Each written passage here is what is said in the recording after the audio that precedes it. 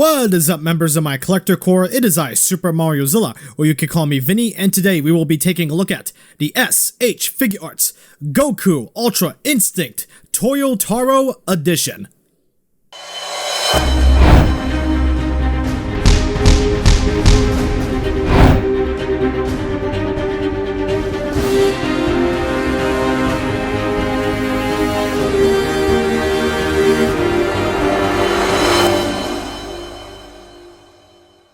Alright, before getting the review started, I'd like to go over the book the figure comes with. I love the cover. It looks neat and highlights every Dragon Ball release so far prior to the figure's release. I won't show you all the contents, but just know it documents every release before this figure and goes over how all the figures are made. Pretty cool. I definitely like this and think it's a nice bonus. So the figure was revealed a while ago as a premium Bandai webshop exclusive, and it would appear how Toyotarou draws Goku in the manga. I apologize if I butchered that name. Hence why this is known as the Toyotarou edition. Again, I apologize if I butchered the name. The hair sculpt and the face sculpt were updated from the last figure for obvious reasons, and would include the nice book I showed you earlier. Unfortunately, no Kamehameha effect piece, so that stinks. The figure clocks in at an MSRP of $85, which is a lot, but that's because it has the book. So what's worth getting? This figure or the original figure? Honestly, you're not wrong to get either or. This figure has plenty of its own merits to make him worth the purchase, but remember, he's on the aftermarket because of the web exclusive status. So will he be worth tracking down? Let's not waste any more time and see if this figure is worthy of a spot on your Dragon Ball Super shelf. This figure looks great. Not a lot of issues I can name. The hair sculpt is a lot better on this figure than the original Ultra Instinct figure. It looks so much more accurate to how it looked in the manga and in the anime. I love it. My favorite part of the figure by far, I love the bruising details as well. That looks cool. But it's hard to see without any paint work to highlight it, so what the hell. Still looks neat, but would have looked better if there was paint work on them. No shading, unfortunately, which would have really helped the figure out, so geez. At least the colors are nice and vibrant. The muscle definition looks great too, but I think Goku's chest could be a bit bigger. It looks a little scrawny at certain angles. Just something to keep in mind. The clothes have a lot of torn and worn down details, and they all look great, not bad. The bruising details are also on the clothes and on the shoes, so that's awesome. It's not just limited to Goku's body. The bruising details are even on the back of the figure. Overall, I think Bandai nailed the look of this figure. It looks great and definitely does a great job representing Toyotarou's artwork. Some issues, so it's not perfect, but overall, still a solid looking figure.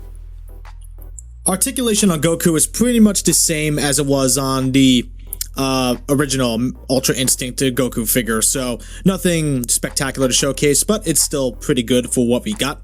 Yes, even for 2.0. So let's go over it. Head is on a ball hinge and the neck is on a ball peg, so he can look this high up, which is not very far at all.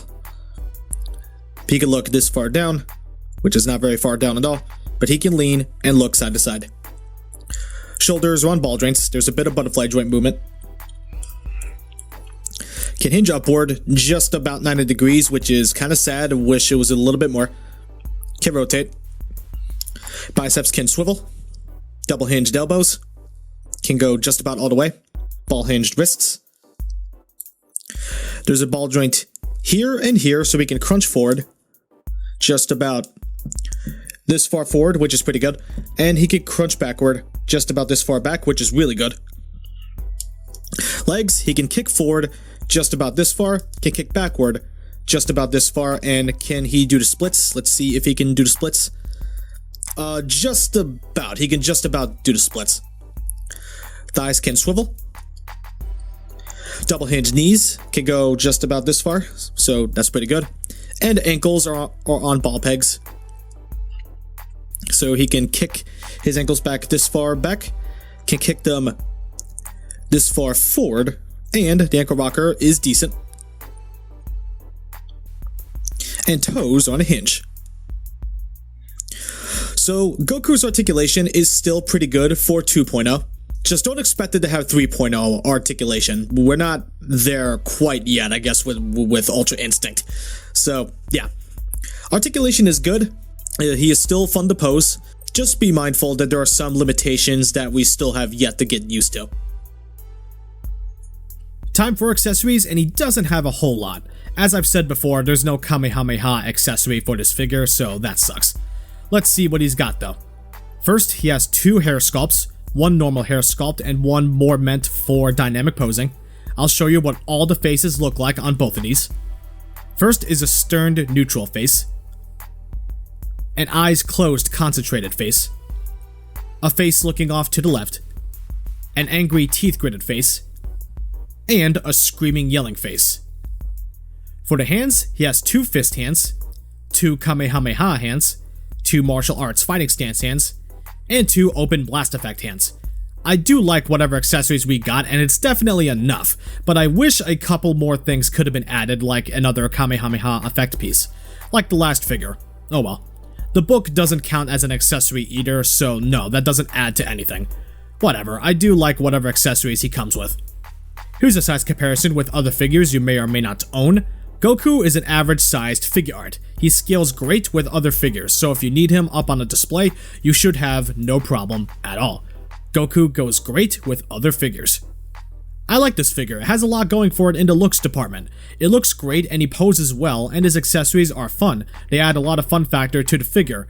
The novelty alone adds a lot of fun factor to the figure. And the book again is a nice bonus. Now on to whether or not I recommend this or the original release. Both have pros and cons. Example, I think the hair and face sculpt is so much better on this version than the original version of the figure, and the original arguably has a better accessory selection.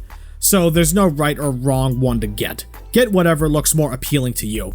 I recommend this version if you could find them for a good price. Anything less than $130 is acceptable, but still a bit too much. So if you end up paying a high price for the figure, then be sure to lower your expectations and you'll love this figure like I do. I'll give the figure an 8 out of 10, a good figure with some minor flaws.